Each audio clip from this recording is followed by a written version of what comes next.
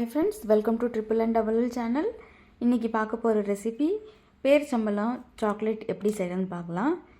பேரிச்சம்பழம் பிஸ்தா சாக்லேட் எப்படி செய்கிறதுன்னு பார்க்க போகிறோம். ரொம்ப சிம்பிளான ரெசிபி, ஈஸியான ரெசிபி, ரொம்ப டேஸ்டியான ரெசிபி. இந்த ரெசிபி செய்கிறதுக்கு பேரிச்சம்பழம் எடுத்துக்கோங்க. விதை இல்லாத பேரிச்சம்பழம் எடுத்துக்கோங்க. கடையில் விதை இல்லாமல் கிடைக்கும், அந்த மாதிரியும் எடுத்துக்கோங்க. இல்லாட்டா விதையை நீக்கிட்டு எடுத்துக்கங்க. பேரிச்சம்பழம் பிஸ்தா சேர்த்துக்குங்க. ரெண்டையும் சேர்த்து நல்லா பொடி பண்ணுங்கள். ரொம்ப நைஸாக அரைக்காதீங்க, குறை குறைனே இருக்கணும், அதான் நல்லாயிருக்கும்.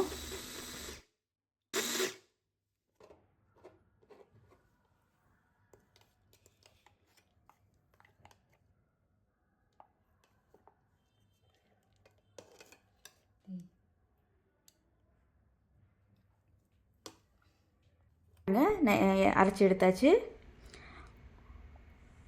சின்ன சின்ன கிண்ணி எடுத்துக்கோங்க, இல்லாட்டா கப்பு எடுத்துக்கோங்க. பேப்பர் கப் எது வேணாலும் எடுத்துக்கோங்க.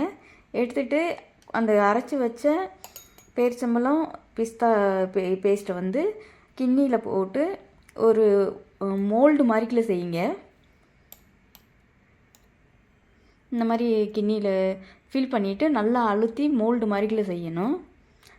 நல்லா வெயிட்டான பொருள் வச்சு அழுத்தினீங்கன்னா கிண்ணி ஷேப்பில் வந்துடும்.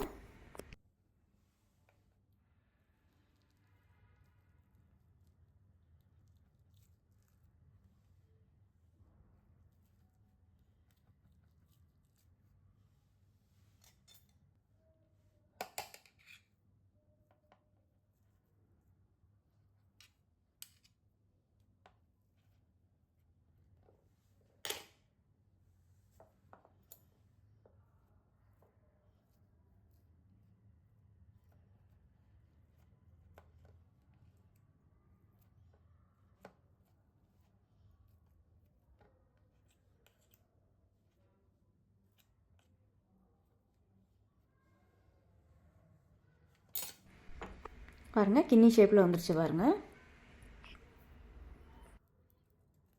நல்லா அழுத்துங்க. ரொம்ப தின்னாகவும் இருக்க வேணாம், ரொம்ப திக்காகவும் இருக்க வேணாம்.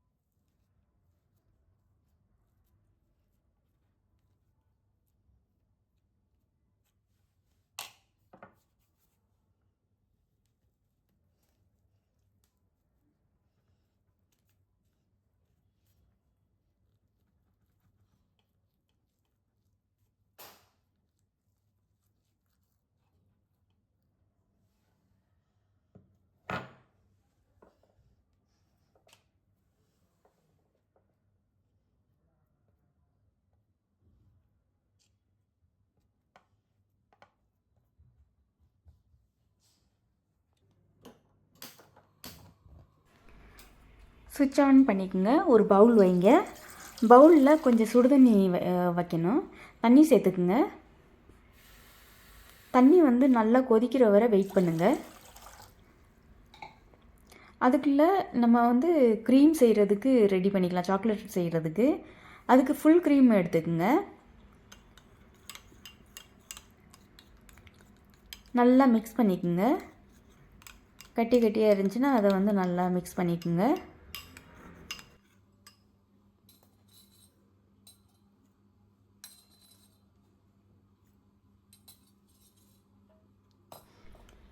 நாட்டு சர்க்கரை ஆட் பண்ணுறேன். உங்கள்கிட்ட எந்த சர்க்கரை இருக்கோ அதை ஆட் பண்ணிக்கோங்க. ஒயிட் சுகராக இருக்கட்டும், இல்லை ஜாங்கிரியாக இருக்கட்டும், இல்லை வெல்லமாக இருக்கட்டும், பனை வெல்லம், இது எது வேணாலும் ஆட் பண்ணிக்கோங்க. ஆட் பண்ணிவிட்டு நல்லா மிக்ஸ் பண்ணுங்கள்.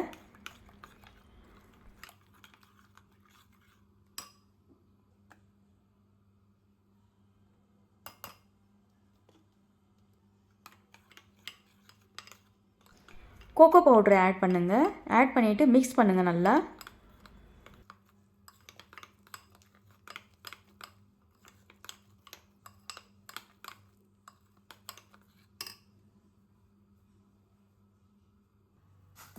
இந்த பேஸ்ட்டு சாக்லேட் பேஸ்ட் ரெடி பண்ணியாச்சு. அதை வந்து கொதிக்கிற தண்ணியில் வச்சு நல்லா மிக்ஸ் பண்ணுங்கள். அந்த சர்க்கரை கரையிற வரை நீங்கள் வந்து மிக்ஸ் பண்ணணும்.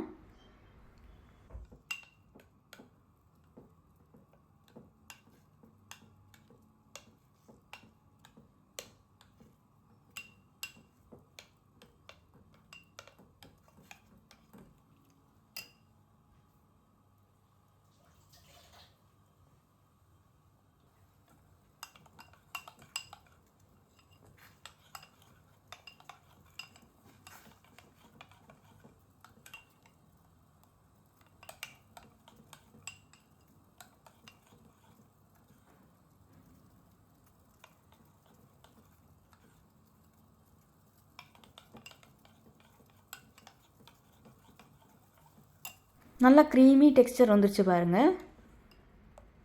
சர்க்கரை நல்லா கரைஞ்சிருச்சு. எப்படி க்ரீம் மாதிரிக்கில் இருக்குது பாருங்கள்.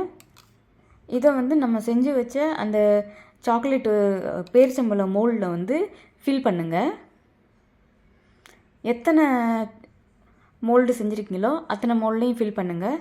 ஃபில் பண்ணி ஃப்ரிட்ஜில் வைக்கணும். ஃப்ரிட்ஜில் ஒரு 1/2 அன் ஹவர் போதும். 1/2 அன் ஹவர் 1 ஹவர் அந்த மாதிரி வைங்க.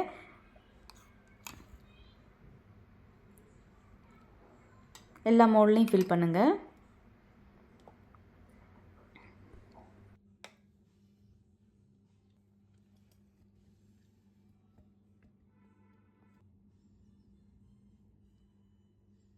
அப்படியே மேலே கொஞ்சம் பிஸ்தாவை தூவி விடுங்க. ரொம்ப சின்ன சின்ன நறுக்கி வச்ச பிஸ்தாவை வந்து தூவி விடுங்க. தூவி விட்டு ஃப்ரிட்ஜில் வைங்க.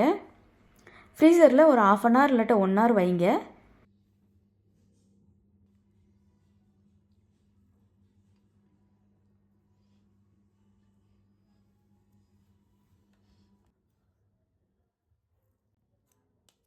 பாருங்கள், இது ரெடி ஆயிடுச்சு.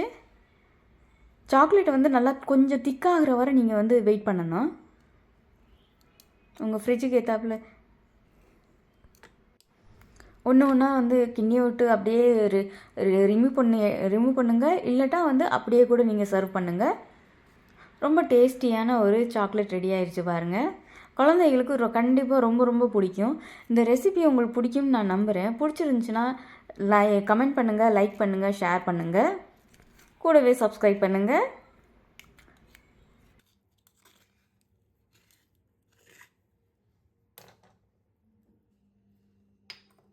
ரெசிபி செய்கிறதுக்கான இன்க்ரீடியன்ட்ஸ் வந்து எண்ட் ஆஃப் த வீடியோவில் கொடுத்துருக்கேன். தமிழ்லையும் இங்கிலீஷ்லேயும் கொடுத்துருக்கேன். ஸோ செக் பண்ணிக்கோங்க.